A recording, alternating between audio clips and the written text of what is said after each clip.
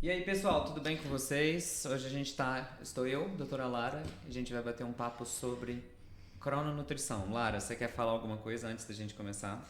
Quer começar falando de ciclo circadiano primeiro? O que você acha? Beleza, Lara, fala um pouquinho pra gente sobre ciclo circadiano. Então, antes da gente entender, né, o que é crononutrição, o que é o ciclo circadiano? O ciclo circadiano é um relógio biológico que a gente tem que comanda praticamente toda a nossa vida, né? Então, divide entre o nosso ciclo sono e vigília, né? Então, quando a gente está acordado, a gente está tendo estímulo de cortisol, de outros hormônios, e a gente tem um período que a gente se mantém acordado. E aí, quando começa a anoitecer, que a gente vai diminuindo esse cortisol, aumentando essa melatonina, a gente tem um período de sono, né, comandado pela melatonina. E aí, quando vem luz solar, mesma coisa acontece. A gente volta a ter esse ciclo vigília. E é esse ciclo sono e vigília que comanda tudo no nosso corpo. Então, é estímulo para pressão, estímulo para produção hormonal. E aí que entra a nutrição, né? Porque a gente tem os horários melhores para comer cada tipo de alimento. Então, você não vai comer um macarrão 3 da manhã, porque 3 da manhã está acontecendo alguma coisa nesse seu relógio biológico. Então, a crononutrição é muito alinhar essa nutrição de acordo com a nossa fisiologia mesmo, do ciclo circadiano. Muito legal, eu vou acrescentar algumas coisinhas que é ciclo circadiano, é o nosso ciclo dia-noite. E o que interfere nesse ciclo na realidade? Quais são os principais fatores que estão fazendo a gente ter a diferenciação entre dia e noite? Primeira coisa, a luz. A gente precisa ter o sol. A gente é regulado pelo sol e pela lua. Então o dia começa, né? No passado a gente falava assim: o vovô acorda com as galinhas e vai dormir com as galinhas. Isso significava que assim que o sol nascia, o milagre da manhã, o vovô acordava e depois que o sol ia embora, o vovô começava a dormir. Esse é o nosso ciclo circadiano original, para o pessoal que também está aqui na live. A gente deve se regular basicamente pelo sol. Mas aí o que aconteceu com a nossa sociedade moderna? A gente começou a ter luz dentro de casa. Eu costumo falar para o pessoal no consultório que a gente começou a ter luz e depois a gente teve internet e agora a gente tem o Netflix. É a evolução da nossa sociedade. E à medida que a gente tem luz dentro de casa, um dos principais reguladores do nosso ciclo circadiano, que é a luz do sol, se rompeu. Então agora a gente vai noite adentro. Ao invés de dormir 5, 6 horas da tarde, a gente vai dormir 10. 10 é para quem dorme cedo ainda, porque a maioria das pessoas vai dormir meia-noite, 1, 2 horas da manhã. Isso representa uma quebra gigantesca do nosso ciclo circadiano. E junto da nossa crononutrição, que foi o que você acabou de falar, porque a gente chega tarde em casa, tá cansado do trabalho, às vezes estressado, em que a gente desconta? No iFood, abre a geladeira, aí vai meia-noite comer alguma coisa. E ainda tem alguns pacientes que acabam levantando à noite para comer também, de tão desregulado que tá esse ciclo circadiano dessa pessoa. Exatamente. E aí que a genética também entra muito nisso, né? A gente entender a genética do paciente, a gente consegue moldar um pouco melhor isso, né? Como que você acha que esses pacientes se beneficiariam em conhecer a genética? Isso é bem uma pergunta bem interessante, tá? E eu imagino que a maioria das pessoas se beneficia em conhecer a genética delas, porque às vezes é o diferencial para aquela pessoa decidir algo na vida dela. É diferente de eu pegar e falar para ela, olha, você tem que fazer isso. Quando ela vê o resultado do teste genético, ela fala, o doutor não estava mentindo, é Vira verdade uma mesmo. chavinha, né, para essa consciência. Vira total essa chavinha. Existem algumas pessoas, especialmente alguns grupos de pessoas, que se beneficiam muito, que é tipo urgente, precisa conhecer esse ciclo circadiano, que são pessoas que trabalham à noite, então médicos, enfermeiros, profissionais de saúde que dão plantão, pessoas que trabalham em estabelecimentos 24 horas e trocam turno, então algumas fábricas, indústrias, mercado financeiro. E pessoas que também festejam, festejadores profissionais ou pessoas que trabalham em festas que a gente chama de jet lag social, além dos profissionais também da aviação que viajam muito. Essas pessoas, naturalmente, por conta do trabalho delas, sofrem uma desregulação do ciclo circadiano muito intensa e também da crononutrição. Essas pessoas precisam saber da genética delas porque a gente vai ter que fazer das tripas coração, vai ter que fazer limonada do limão com os genes daquela pessoa para que ela mantenha a saúde dela, né? E aí existem alguns genes muito específicos que a gente vai conversar com vocês hoje. Caso alguém da live queira perguntar, a gente vai sim responder vocês sobre a crononutrição e a nossa questão de ciclo circadiano. Lara, vamos falar do gene clock. Clock é o principal, né? Esse gene regulador de ciclo circadiano. E aí ele tem impacto direto, né, nesses comportamentos alimentares. Tem até um vídeo, lembrei agora há pouco. Postei no Instagram uma vez de um artigo de quem tinha, né, polimorfismo nesse gene clock e aumenta até em 1,5 vezes o risco de obesidade. Que aí é um paciente que tem uma ingesta calórica a mais, justamente por conta desse alterou o ciclo circadiano, né? Então, é um paciente que não dormiu bem ou dormiu poucas horas de sono, alterou o sono, por ele ter esse clock, vai alterar esses comportamentos em relação à alimentação. E aí que aumenta o risco dele de ganho de peso. Quando chega no seu consultório um paciente que você lê o teste genético dele e tem uma alteração em clock, o que você fala para esse paciente? A maioria já é um paciente que tem sobrepeso ou obesidade, né? E aí, aquele momento, para tudo. Agora a gente vai focar no seu sono, né? Em todas as consultas, eu sempre escolho algum dos pilares do estilo de vida e qual que a gente vai focar. Porque se a gente for para tudo, no fim não vai para nada, né? E aí, nesse momento, é o que a gente vai focar no sono. E deixo muito claro para ele, você precisa dormir bem, ter uma boa noite de sono, para a gente conseguir regular seu peso. Então, e na prática, é um paciente que percebe muito. É o paciente que já fala assim, dormi pouco por conta de trabalho, sei lá, acordei muito à noite, dormi mal. Em geral, dormiu mal. Dormi mal no dia seguinte. Ele já não acorda tempo da academia, já não vai treinar, já acorda com mais fome, fica o dia todo querendo beliscar, aí fica o dia todo tomando café para hiperestimular, chega à noite ele já não dorme de novo, ele vai entrando, né, nessa bola de neve. Então, aí é virar essa chavinha, regular bem esse sono para ter esse impacto na alimentação. Perfeito. A gente precisa entender a genética desse paciente e, às vezes, esse pode ser um dos principais pilares que está interferindo no ganho de peso dele. Né, determinando que ali, tem uma alteração mega importante em um gene que regula muitas funções biológicas, inclusive a forma como a gente interage com os nossos alimentos e nutrientes, é uma das, às vezes, a chave de saída daquela pessoa para uma vida mais saudável. Uhum. E também tem, né, quando a gente estuda alterações de clock, existem vários tipos diferentes de SNPs, né, de pequenas partículazinhas do DNA dela que são alteradas. Pessoas que têm alteração nesse gene clock também são pessoas que são comedoras emocionais. São pessoas que se estão tristes, comem, se estão entediadas, comem, se estão felizes, elas comem também. Inclusive, existe um artigo científico que pegou um grupo de 1.500 pessoas e começou a buscar esse SNP específico nelas. E ele percebeu que dessas 1.500 pessoas, daquelas que tinham a genética para a alimentação emocional, 70% dessas pessoas realmente confirmaram: eu tenho alimentação emocional, quando quando comparado com a genética delas. Então são pessoas que vão precisar de estratégias específicas para o controle de uma alimentação emocional também. Vão precisar estar em contato bem constante com a nutrição, com a nutricionista ou com o médico.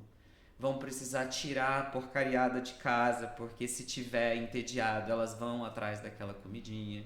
Então a gente precisa prestar atenção nesse aspecto do gene clock também. Exatamente. Tem algum outro gene que você queria falar? Ainda do clock. São pessoas que se sentem melhor na parte da tarde. São pessoas que naturalmente têm um hábito mais noturno. Aquela pessoa que gosta de entrar à noite trabalhando, fala que rende melhor à noite. Aquela pessoa que fica meio arrastada a manhã inteira e sente que à tarde ela rende mais. É uma pessoa que tende a chegar em casa à noite, por conta desse maior nível de energia, de disposição, a cometer algumas incorreções alimentares também. Então, se você não tem um teste genético, se você nunca fez, você pode sim identificar, né, imaginar se você tem alteração no seu gene clock, se você é uma pessoa de hábitos noturnos. Lara, uma pergunta aqui, ó. A alimentação emocional deve ser tratada na terapia, no psicólogo? Com certeza. Com certeza. Com certeza, Guilherme. Tem pacientes que só de ir para terapia perdem 5 quilos. Eu conversando com uma amiga, a doutora Marina, que fez faculdade comigo, trabalha em nutrologia, foi o caso dela. Ela estava muito triste por uma perda na família e só de fazer terapia 5 quilos foram embora. E muitas vezes no tratamento de obesidade, comportamento e psicologia estão altamente indicados. Anda tudo junto, né? Não é só alimentação, não é só atividade física, não é só a terapia, não é só o sono. Exato. Mas o que der pra gente ser mais preciso, melhor para o paciente, né? Vamos falar de outro gene muito relacionado? Vamos. Quer Qual? falar? CRY. Esse CRY é um dos genes que também está nesse painel de sono, né? E é um gene que impacta muito na metabolização de carboidrato. E aí que entra junto a crononutrição, né? Porque se é um paciente que tem polimorfismo nesse gene, você vai dar um monte de carboidrato para ele. É um perfil de paciente que aquele ROMA-IR, né, aquele índice lá de insulina, sempre dá mais alto em exame de sangue. Então, é um paciente que a gente bate o olho, ainda mais se é um paciente que tem sobrepeso, que tem obesidade, já é uma dieta que a gente tem que dar uma segurada nesses carboidratos e manejar muito bem esses horários de consumo do carboidrato. Perfeito, perfeito. São pessoas que pegam o exame de sangue, se elas quiserem, né, será que eu tenho o CRY, que é um fator de transcrição, que influencia negativamente na nossa genética? Será que eu tenho ele? Vai lá no teu exame de sangue, debaixo dos índices de insulina ou dos índices de açúcar, vocês vão achar esse nomezinho, OMA-IR, tá? O OMA-IR mostra pra gente se vocês têm resistência à insulina. E os pacientes que têm alteração em CRY são pacientes que comumente têm alteração em OMA-IR. E então eles precisam de qual intervenção? Dieta low carb. Precisa tirar carboidrato dessas pessoas, né? Da nossa sociedade em geral já é interessante. Você estava falando desses comportamentos alimentares do clock, o PER também, né? Que é um outro gene que é muito relacionado a esse perfil beliscador do paciente, né? Que ele quer ficar lá toda hora comendo e tem muito comer emocional também envolvido. E aí é um paciente que também precisa ter horário fixo para essas refeições, já pré-estabelecer o que ele vai comer, né?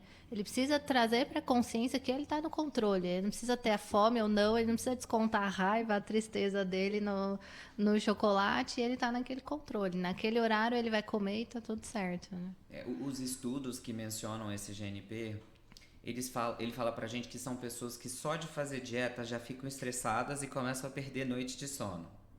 São pessoas que têm hábitos mega beliscadores, vão na cozinha comer alguma coisa o tempo todo. São pessoas que tendem a pular o café da manhã, que é um hábito muito comum na nossa sociedade. A gente não tem tempo de manhã, sai de casa correndo, come nada ou toma uma xícara de café. Aí à tarde a gente come mais ou menos o que tiver. E à noite destrói. Doutor, eu faço jejum intermitente, eu não como café da manhã.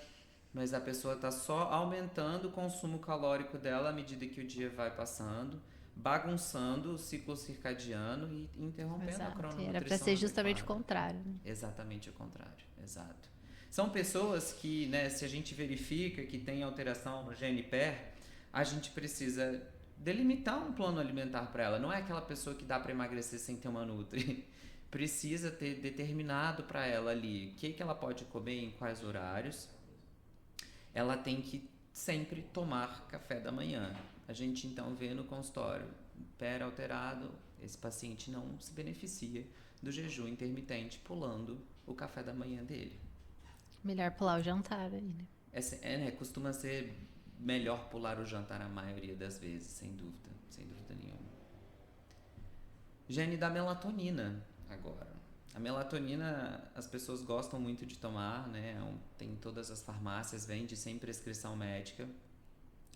Mas existem algumas pessoas que têm alteração no gene específico da melatonina, que se chama MTNR1B. As pessoas que têm alteração nesse gene são pessoas que, se tiverem níveis elevados de melatonina no sangue delas elas engordam mais. Elas conseguem fazer um metabolismo diferente dos açúcares. São pessoas que, se precisam da melatonina para dormir, a melatonina tem que ser pelo menos 2 horas depois da refeição delas. Senão elas vão estar tomando melatonina e só de estar tomando aquela melatonina, ela vai estar ganhando mais peso do que habitualmente. São pessoas que precisam controlar a melatonina. Muitos pacientes seus tomaram melatonina? Muitos. Tudo por conta, né? E o que a gente faz de estratégia para tudo isso? A gente pegou esse painel genético, pegou um paciente que não dorme poucas horas, dorme mal, come meia-noite, esse que acorda aí de madrugada para comer. O que você faz? Por onde você começa? Essa é uma pergunta muito boa, porque aí que entra a individualização do tratamento daquela pessoa, porque existem coisas que ela topa fazer, tem coisas que ela não topa fazer. Não tem como sair do meu emprego, não tem como chegar mais cedo em casa, não tem como jantar mais cedo. Aí que as limitações da vida moderna vão dificultando o processo de emagrecimento ou o processo de saúde daquela pessoa. Mas é muito importante a gente falar para ela sobre hábitos saudáveis em relação ao sono dela, né? O que ela pode fazer para conseguir ser uma pessoa mais regulada? A primeira coisa, eu acredito que é jantar cedo. É a gente começar a entender que nós estamos há milhões de anos nos adaptando ao sol e depois de muito tempo a gente começou a se adaptar às luzes artificiais. Não digo que é para não ter luz em casa, mas é para a gente respeitar horários solares e lunares. Então, uma excelente primeira orientação é que aquela pessoa coma com sol.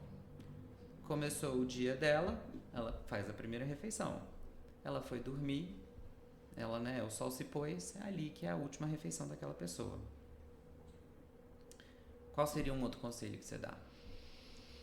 Essa exposição ao sol, logo que acorda, é o que eu percebo na prática. Os pacientes já acordam na correria, tomam banho, não sei o quê, comem alguma coisa ou nem come, já sai pro trabalho e fala, pelo menos 15 minutos, na primeira hora da manhã, né, depois que acorda, e já se expõe ao sol, justamente para já regular esse pico de cortisol, e aí automaticamente ele já regula esse pico de melatonina. Eu falo para ele, essa exposição ao sol é pensando lá no seu sono, então 10 horas da noite que você não tem sono, 9 horas você não consegue dormir, você precisa desse sol, dessa luz, precisa ver luz solar de manhã e para conseguir dormir. Perfeito. Eu tava até falando com o Gabriel esses dias. Eu falei, Gabriel, você tá nessa sala escura o tempo todo? Abre a janela.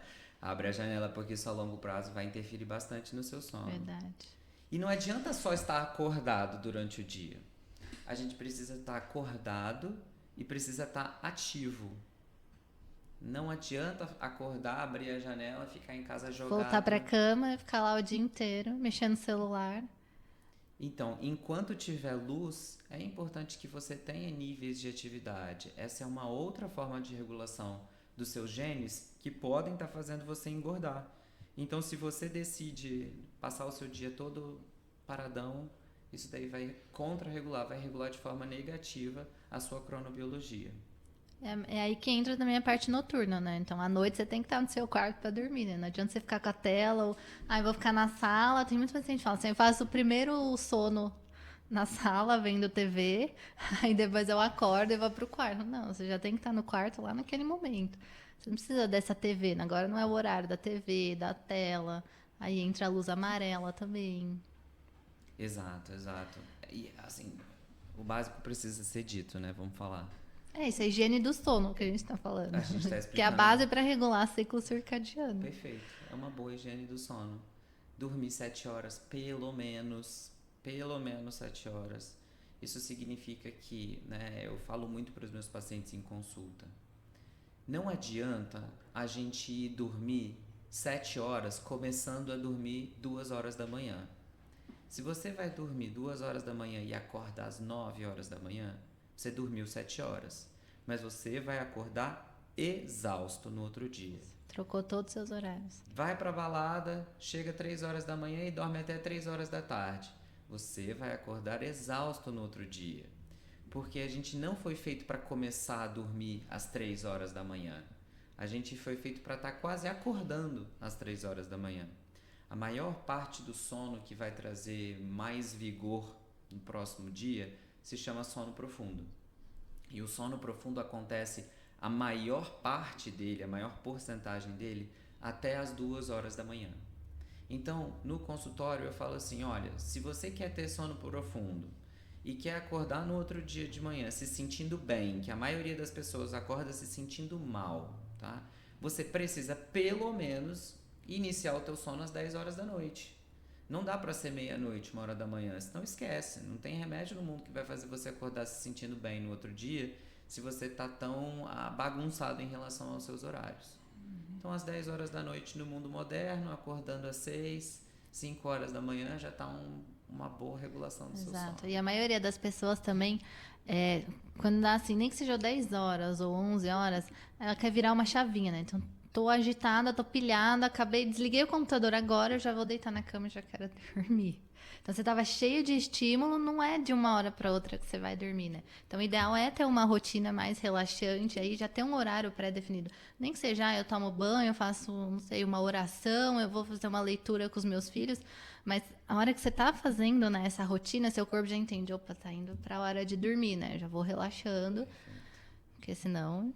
Eu chamo de gatilhos pré-sono, né? A nossa mente é engatilhada para algumas coisas. São os famosos gatilhos. Quer um exemplo? Entro no carro para viajar e começo a dormir. Entro no avião e começo a dormir. Alguns eventos do seu dia fazem com que a sua cabeça entenda assim, ó, ele tá indo dormir. E você, de repente, começa a dormir. É importante que na higiene do sono você escolha pelo menos 3 gatilhos, né? Antes de dormir, eu escovo os dentes, tomo um chá e faço uma leitura. Um ritualzinho, né? É o seu ritual pré-sono. Porque o seu cérebro vai começar a entender que todas as vezes que você tem aquele tipo de ação, Exato. isso culmina com você dormindo. Então, muitas vezes, só de completar aquela rotina, você já deita na cama e começa a dormir. Eu costumo falar para os pacientes também que não adianta abrir extrato da conta antes de dormir e passar raiva. Não adianta ficar assistindo filme de ação no Netflix, deitando na cama e achando que vai dormir, porque não vai. Tudo isso está bagunçando todos os seus hormônios. Os seus hormônios cortisol começam a subir, a sua adrenalina começa a subir. E não é isso que faz o ser humano dormir. Isso é o que faz o ser humano acordar na realidade de manhã cedo. Exatamente. Para alguns pacientes, eu peço até para esses pacientes muito agitados, já chegam falando assim, a hora que eu deito, minha cabeça começa a pilhar, eu já fico pensando nas reuniões do dia seguinte, falar, antes de deitar, pega um papel e anota tudo o que você tem para fazer amanhã. Todas essas reuniões, pendência, falar com alguém, brigar com alguém, anota tudo. Na hora que você anota, você leva esse problema, né, que estava na sua cabeça, você põe ali no papel. Colocou no papel, dobra, deixa ali do seu lado e vai deitar. Você tá no seu controle ainda esses problemas, mas você não vai resolver agora. Então, você pode dormir. No dia seguinte, a hora que você acorda, pega esse papel. E eu falo para eles fazerem todos os dias, para ele ir trabalhando isso. Então, a hora que ele for dormir, ele vai tirar tudo isso que está na cabeça dele, vai pôr ali no papel, e no dia seguinte ele vai acordar, vai pegar aquele papel, e aí que ele vai resolver os problemas dele. Bloquear as luzes é muito importante. Também. A história que você falou de ficar na frente da televisão o tempo todo. Aquela luz da televisão tem vários comprimentos de onda ali dentro, então especialmente a luz azul penetra a nossa retina, vai parar dentro da nossa cabeça e diminui a nossa produção natural de melatonina. Então já é comum a gente ver alguns biohackers na rede social utilizando óculos laranja que serve para filtrar o comprimento de luz azul. Se você é uma pessoa que trabalha muito com o computador, se você está sempre na frente de uma tela, eu costumo falar, a partir das 3, 4 horas da tarde, já pega o seu óculos laranja e já coloca no teu olho, para aquela luz do seu monitor não ficar atrapalhando a sua noite. Até a função de luz amarela, né? Acho que a maioria dos dispositivos já tem também, né? Você consegue já deixar. Ajuda. Já estimula menos. É importante que a tela tenha uma resolução alta também. Telas de baixa qualidade atrapalham bastante a nossa visão, dão dor de cabeça, é problema. Que horas que é a última refeição do dia, doutora Lara? Idealmente 2 horas, né, antes da gente deitar, justamente para ter esse tempo aí de processo digestivo, né? E a refeição mais pesada que a gente deve fazer é na hora do almoço, né? Respeitando aí a crononutrição, seria no horário do almoço mais pesado. Eu falo a mesma coisa para os meus pacientes. Eu falo assim, a gente tem que ter 3 refeições bem delimitadas no nosso dia. Elas chamam café, almoço e jantar. Não é lanche de não sei o que lá, não é belisco de não sei o que lá, é café, almoço e jantar. O café da manhã é uma refeição que deve ser equilibrada de acordo com aquilo que você vai fazer naquele dia. Vou correr uma maratona de 42 quilômetros, eu vou ter um input calórico proteico muito mais alto, vou comer mais. Eu vou ficar o dia inteiro deitado na minha sala vendo Netflix, eu preciso comer nada, se eu quiser. O almoço é a principal refeição do dia e ele deve ser realizado até as 2h30, 3 horas da tarde. Esse é um horário de um almoço adequado. É ali onde você vai consumir a maior quantidade de proteínas para aquele dia, de carboidratos e de gordura, ou seja, é a maior refeição daquele dia. E à medida que a noite vai chegando, ali 5, 6 horas da tarde, é a tua refeição, última refeição, que se chama jantar. E eu falo que o jantar tem que ser a refeição mais simples do dia. Não é nesse horário que eu vou pegar o iFood e pedir a refeição mais gostosa que tiver lá, logo a mais calórica, a mais cheia de gordura, provavelmente a pior escolha daquele dia. Que é o que geralmente acontece na prática, né? Que é o que acontece na prática. Eu falo assim, quando a resposta para o que você for comer for o que tiver, é aí que tem que começar o seu tratamento de emagrecimento. Não tem como você se tornar refém do que tiver. E 50% dos brasileiros eu comi o que tinha lá, eu vou comer o que tiver, e aí não tem como emagrecer mesmo. Exato. Alguma outra orientação? Acho que foi tudo, né? Higiene do sono. Eu vou falar um pouco da atividade física relacionada ao clock. Tá? E eu tenho esse paciente dentro do consultório. É um paciente em alta performance, trabalha bastante, faz bastante atividade física, não tem problema com a regulação de peso dele, tá? Mas ele tem alteração em clock. E é um paciente que só consegue fazer as atividades físicas dele à noite, por conta do próprio gene dele, que, né, facilita com que ele seja uma pessoa de hábitos predominantemente tardios noturnos. Então ele deixa para malhar e fazer as atividades quando ele chega do trabalho dele. Então já é mais tarde, 7, 8 horas da noite. Ele está chegando em casa 10, 10h30. Esse é um paciente que o gene dele impôs um hábito sobre ele e esse hábito vai fazer com que aquele gene perpetue aquela ação sobre aquele paciente. Então, o que eu quero dizer com isso? Pessoas que têm dificuldade de regulação de peso, pessoas que têm alterações em genes responsáveis pelo controle do seu dia, noite, são pacientes que precisam ter a última atividade física delas pelo menos 3 a 4 horas antes de dormir. Senão, meu filho, pode rezar, pode tomar melatonina, pode tomar chá de cidreira, que a pessoa não vai conseguir dormir.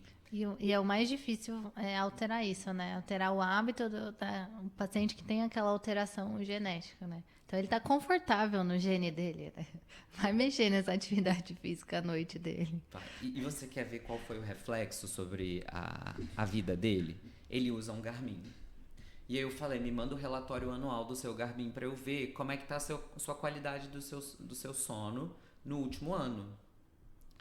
E aí eu contei semana por semana, das 52 semanas, quantas foram boas e quantas foram satisfatórias. Tipo assim, média baixa, né? Satisfatória.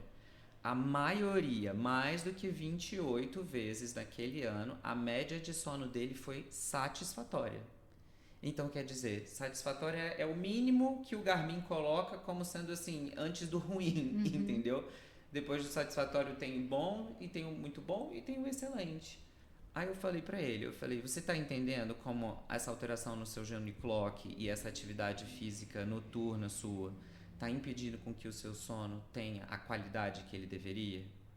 Ele me ouviu, E agora a gente está trabalhando nesse processo de modificação do estilo de vida dele.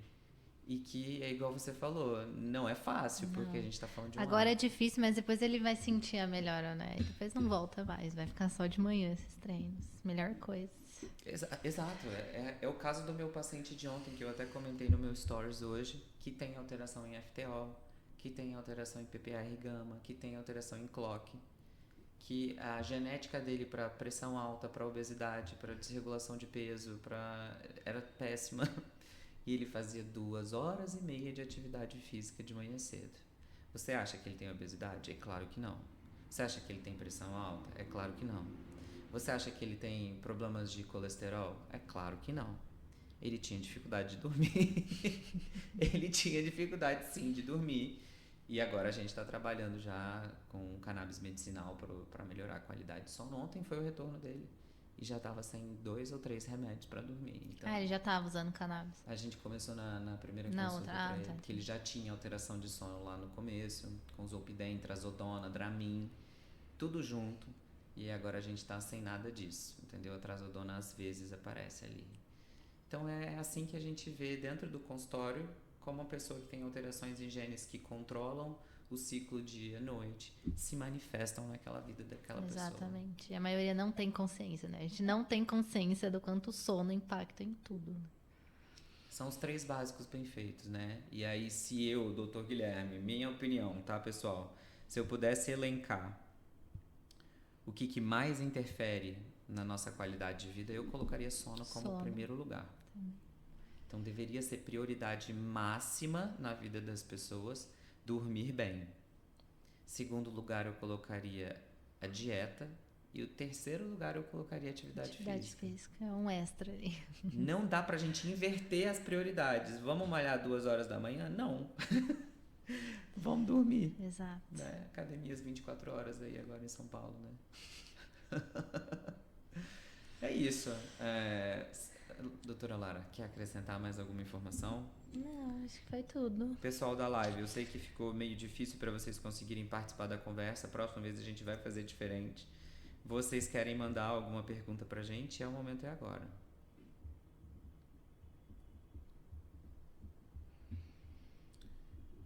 Então, acho que é isso.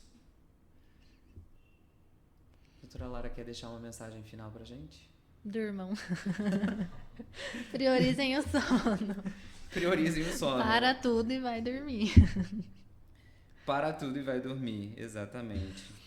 Muito obrigado, Crispim. Muito obrigado. A minha mensagem para vocês é